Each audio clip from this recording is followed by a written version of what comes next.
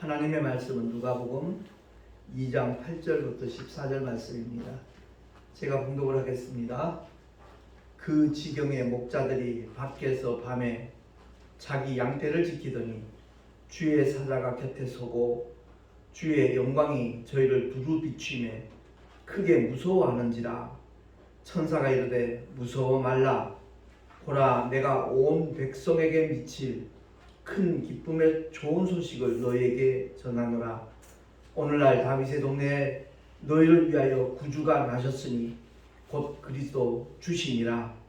너희가 가서 강보에 쌓여 구유에 누인 아기를 보리니 이것이 너희에게 표적이니라 하더니, 호련히 허다한 천군이 그 천사와 함께 있어 하나님을 찬송하여 가로되, 지극히 높은 곳에서는 하나님께 영광이요 땅에서는 기뻐하심을 입은 사람들 중에 평화로다 하니라. 아멘. 기도하겠습니다.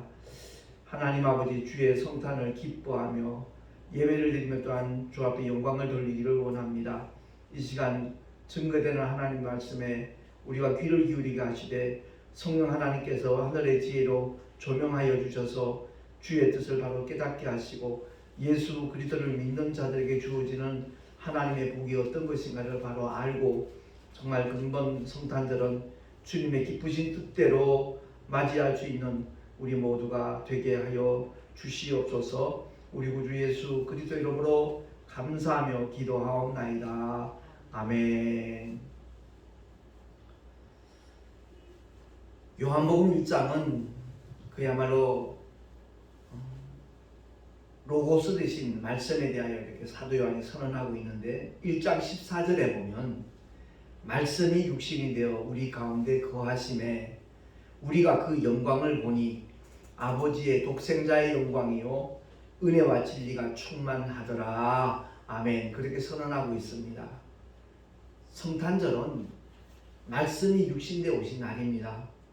하나님의 독생자께서 왜 육신을 입고 이 땅에 오셨는가? 분명한 목적이 있습니다.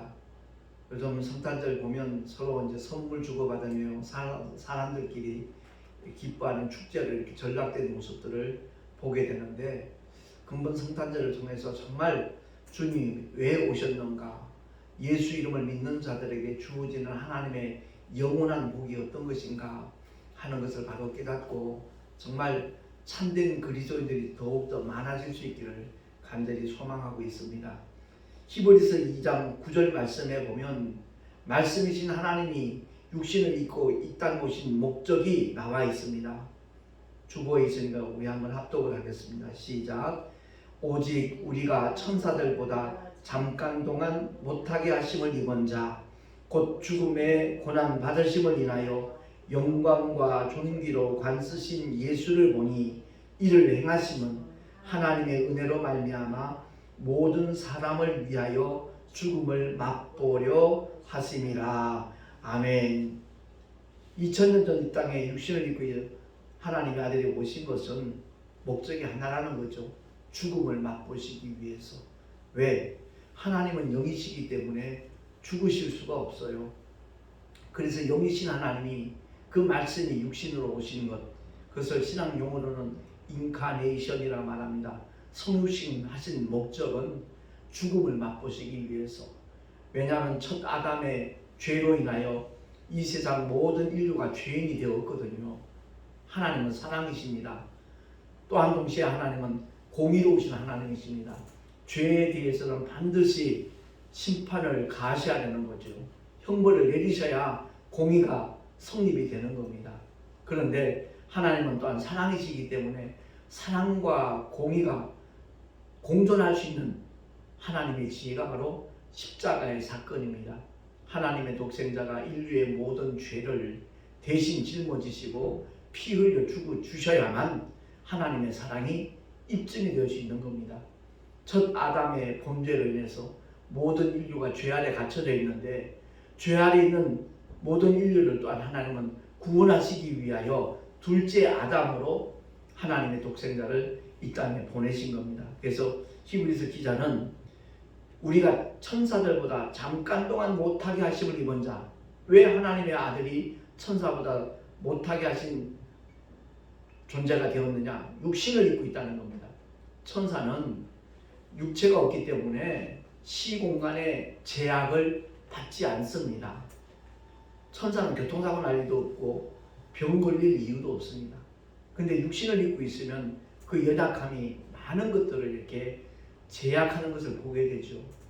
그래서 천사보다 잠깐 동안 못하게 하심을 입었다는 말은 하나님의 독생자가 육신을 입고 이 땅에 오셨다는 겁니다. 그리하여 또한 십자가 위에서 죽음의 고난을 받으셨다는 거죠. 그 잠깐 동안 주님이 받으신 그 고난이 결국은 고난이 고난으로 끝나는 것이 아니라 영광과 존귀로 관쓰신 예수라고 말씀하고 있지요.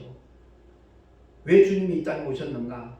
그건 다름이 아니라 하나님의 은혜로 말미암아 모든 사람을 죄에서 구원하기 위하여 하나님의 독생자가 모든 사람을 위하여 죽음을 맛보시기 위하여 하나님의 독생자는 이 세상에 탄생하셨다는 것을 증거하고 있습니다. 그러니까 주님의 십자가에서 흘리시는 그 보혈은 바로 인류를 구원하시는 하나님의 사랑의 증거라는 것을 우리가 확인할 수 있는 것이죠.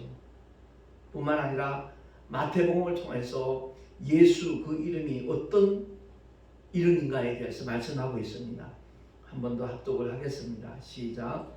아들을 낳으리니 이름을 예수라 하라.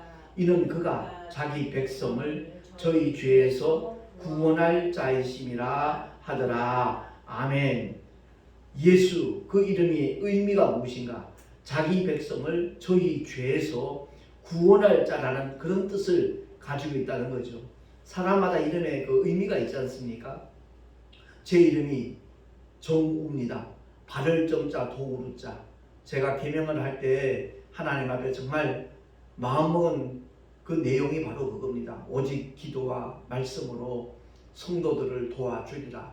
올바른 길로 정말 안내할 수 있는 돕는 동역자로 내가 쓰임받기를 원하는 마음으로 옛 이름에서 이렇게 김정우라는 이름으로 바꾼 거죠. 예수 이름의 의미가 무엇인가? 바로 자기 백성을 저희 죄에서 구원할 자라는 뜻을 가지고 있다는 말씀입니다.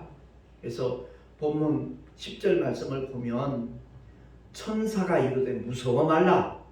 보라 내가 온 백성에게 미칠 큰 기쁨의 좋은 소식을 너희에게 전하노라. 오늘날 다윗의 동네에 너희를 위하여 구주가 나셨으니 곧 그리스도 주시니라 라고 말씀하고 있죠. 온 백성에게 미칠 큰 기쁨의 좋은 소식이라 이렇게 말씀하고 있어요. 하나님의 이름이 구약에는 여호와라는 표로 이렇게 나타나 있죠.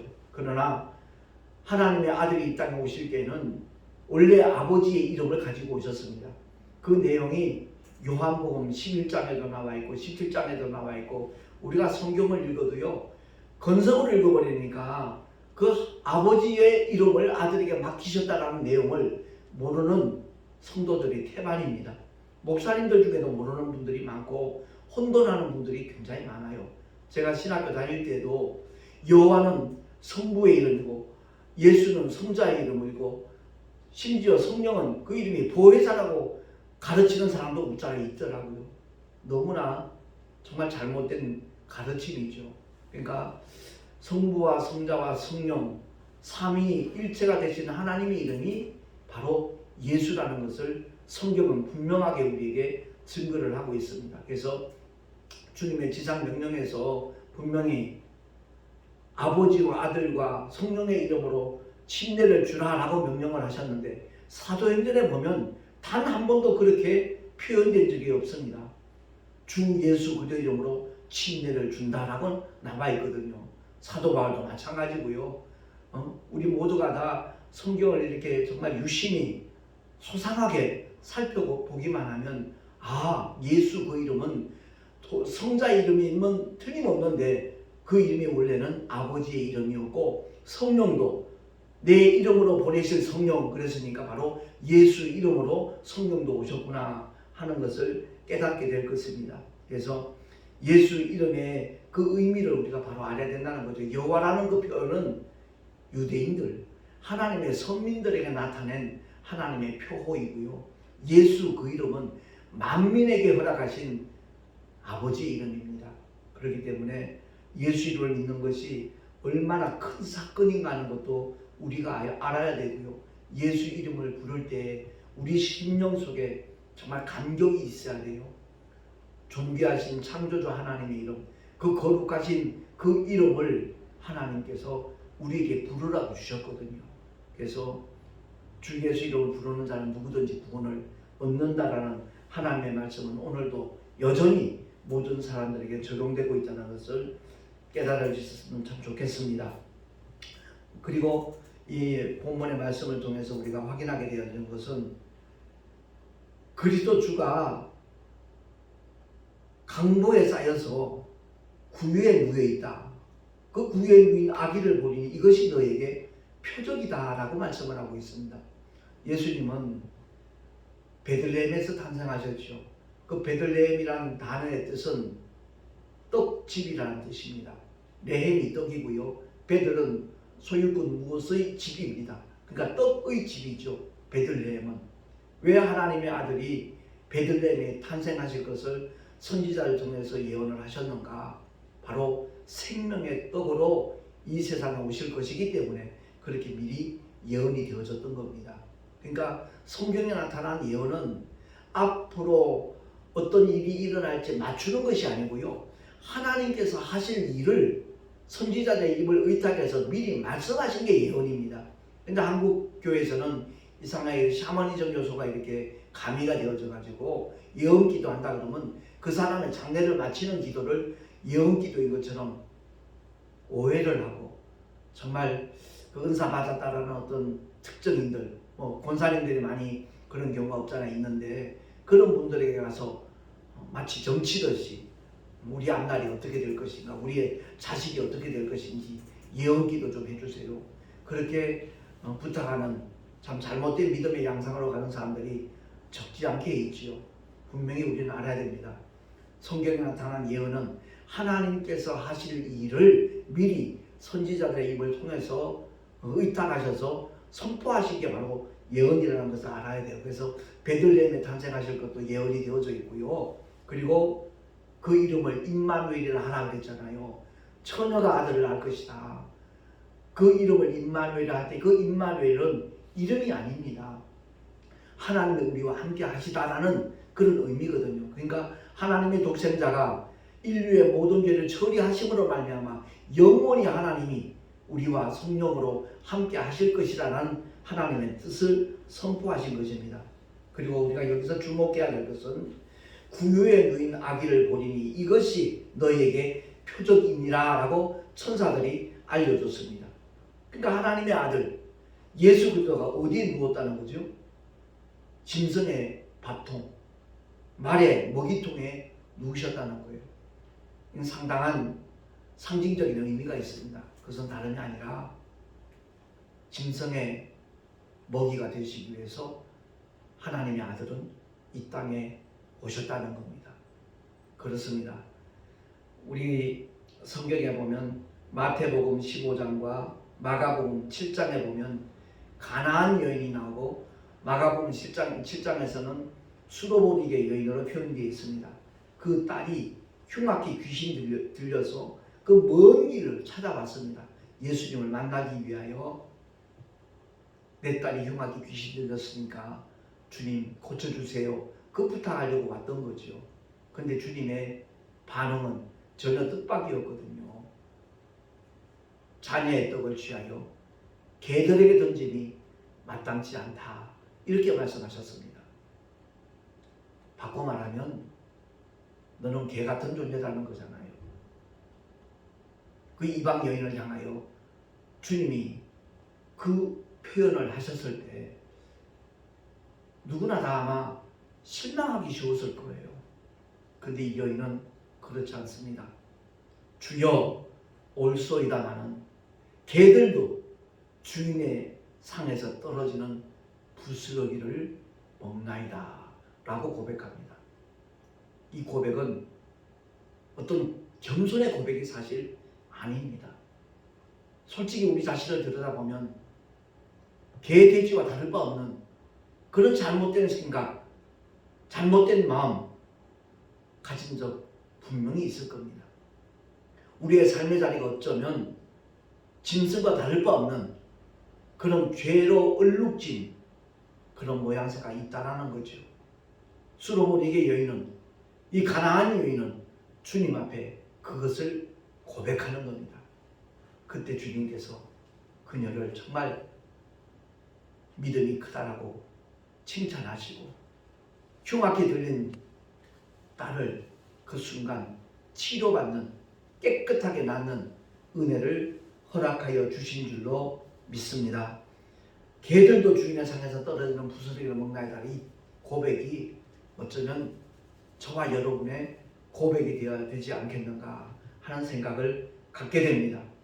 오늘 본문의 말씀을 통해서 우리가 꼭 기억해야 될 것은 지극히 높은 곳에서는 하나님께 영광이요, 땅에서는 기뻐하심을 입은 사람들 중에 평화로다라고 말씀을 하고 있습니다.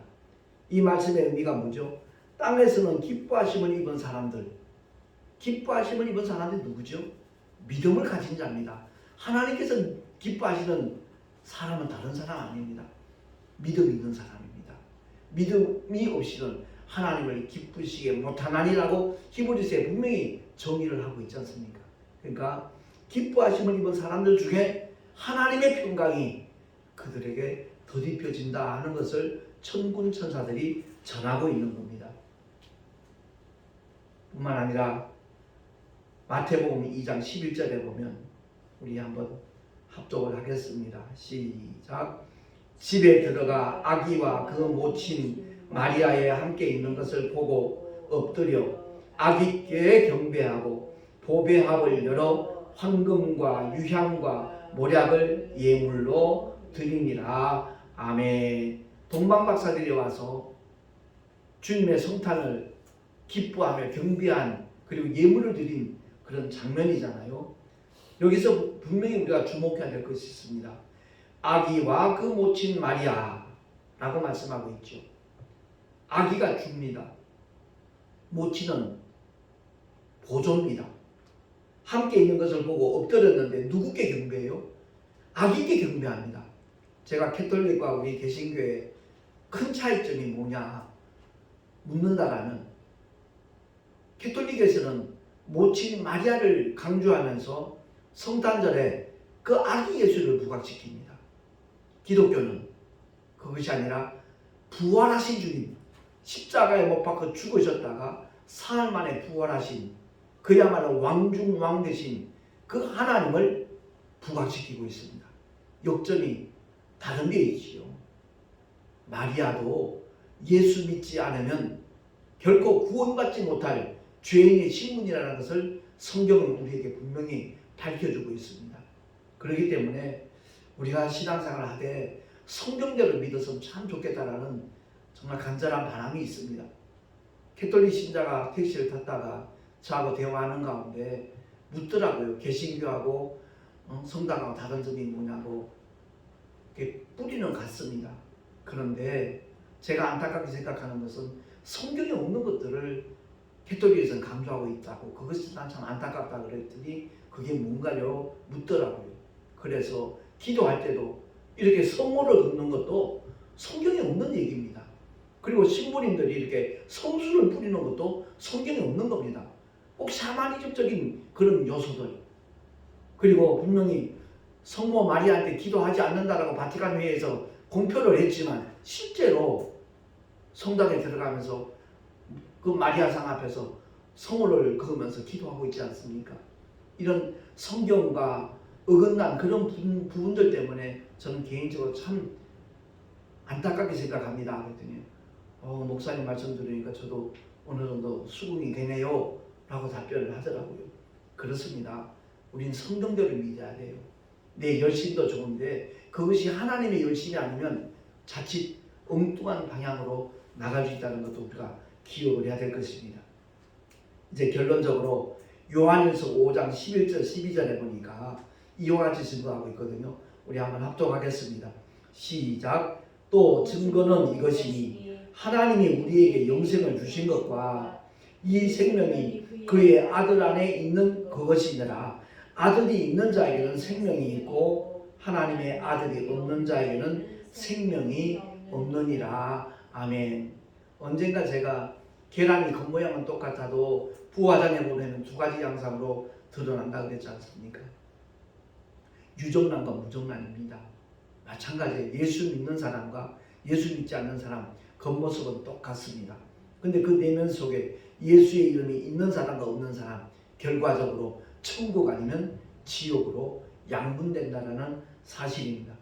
그래서 사도 바울이 실컷 두들겨 맞고 빌립보 감옥에 갇혔을 때 옥터가 흔들리고 옥문이 열리고 창고가 다 풀어졌을 때 그 옥문을 지키고 있던 간수가 이 죄수들이 다 도망갔겠구나 생각을 하고 그 로마법에 의해서 간수가 죄수를 놓쳐버리면 자기 목숨을 대신해야 됩니다. 그래서 자기 명예를 지키기 위해서 자결하려고 했을 때 사도 바울이 감옥 컴컴한 그 안쪽에서 소리 외치죠. 내 몸에 손대지 말라고. 우리 여기 있다고. 그때 그 간수가 형제들 내가 어찌할 거라고 물었을 때 바울이 선포한 메시지입니다. 우리 한번 마지막으로 합독하겠습니다. 시작. 주 예수를 믿어라. 그리하면 너와 내 집이 구원을 얻으리라. 아멘. 근본 성탄절에 아무런 선물을 못 받아도 낙심하지 마십시오. 정말 최대의 선물이 하나님의 독생자 예수 그 이름입니다.